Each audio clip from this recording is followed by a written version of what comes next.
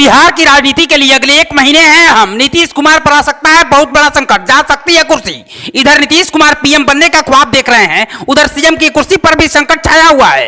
एक भविष्यवाणी से हड़कंप मच गया है। बिहार में लोकसभा चुनाव से पहले विधानसभा चुनाव की आहट मिल रही है। चिराग के बयान ने सियासत में भूचाल ला दिया है। बिहार में इस वक्त महागठबंधन की सरकार है, लेकिन नीतीश कुमार के साथ सब कुछ ठीक ठाक नहीं नजर आ रहा। सुशासन बाबू नीतीश कुमार की कुर्सी कभी भी जा सकती है। ये हम क्यों कह रहे हैं, आप पूरी रिपोर्ट देखकर समझ सकते हैं। जब से बीजेपी का साथ नीतीश बाबू ने छोड़ा है, तब से मानो वो घुट घुट कर इस सरकार में बने हुए हैं। न मान है, न सम्मान है, न आरजेडी के नेताओं का पद का ख्याल है। जब मन होता है मुख्यमंत्री पर निशाना साध देते हैं, जेडीयू पर प्रहार कर देते हैं। नीतीश भी जैसे तैसे अपनी सियासत की गाड़ी को खींच रहे हैं, क्योंकि बीजेपी ने अपने सारे रास्ते उनके लिए बंद कर दिए हैं। खुद के साथी भी छोड़ गए। बिहार कांग्रेस में दम बचा नहीं है, तो सिर्फ आरजेडी ही नीतीश कुमार के पास ऑप्शन है। नीतीश कुमार भी सोचते होंगे कि कम से कम कुर्सी तो बनी हुई है, इसलिए जहां है वो चौपाई मार के बैठे रहें, नहीं तो ना घर के बचेंगे ना घाट के। लेकिन ये सुख भी अब ज्यादा दिन तक नहीं रहेगा, क्योंकि बिहार में होने वाला है बड़ा खेल। ऐसा खेल जो ना नीतीश के पल्ले पड़ेगा ना लालू तेजस्वी के। नीतीश कुमार को झटका लग सकता है। बिहार में वक्त से पहले ही विधानसभा चुनाव हो सकते हैं। और ये हम नहीं, बिहार के सियासत में दलितों पिछड़ों के सबसे बड़े नेता रहे स्वर्गीय रामविलास पासवान के बेटे मोदी के हनुमान चिराग पासवान ने दावा किया है।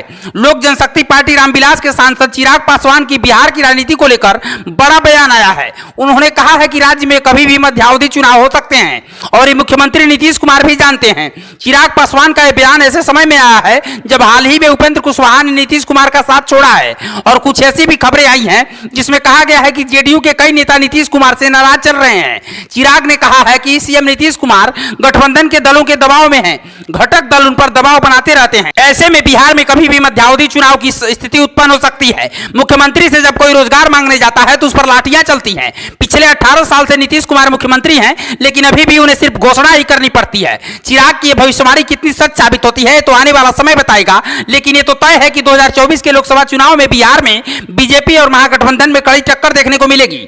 लेकिन यहां पर छोटे दलों के महत्व से इंकार नहीं किया जा सकता। जीतन राम मांझी के नेतृत्व वाली हिंदुस्तान अवाम मोर्चा, चिराग पासवान के नेतृत्व वाली लोजपा रामविलास या पशुपतिनाथ पारस के नेतृत्व वाली राष्ट्रीय लोक जनशक्ति पार्टी जैसी पार्टियों के पास महादलित और दलित समुदाय के अपने वोट बैंक हैं। इसके अलावा ये नेता समुदायों को बदलने में सक्षम हैं।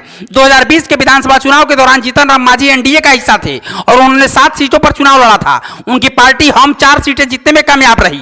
वो मुख्यमंत्री नीतीश कुमार के काफी करीबी हैं, और 2014 के लोकसभा चुनाव के बाद उन्होंने मांझी को मंत्री पद दिया। मांझी हमेशा नीतीश कुमार को मुख्यमंत्री बनाने के लिए उनके प्रति आभार व्यक्त करते हैं। चिराग पासवान और पशुपति कुमार पारस भी दलित नेता हैं और स्वर्गीय रामविलास पासवान की विरासत को संभालने के लिए लड़ रहे हैं। रामविलास पासवान की राजनीतिक हैसियत को बिहार में हर कोई जानता है। उनमें हर चुनाव में मतदाताओं की भावनाओं को समझने और उन गठबंधनों के साथ जाने की क्षमता थी जिसकी संभावना अधिक होती है।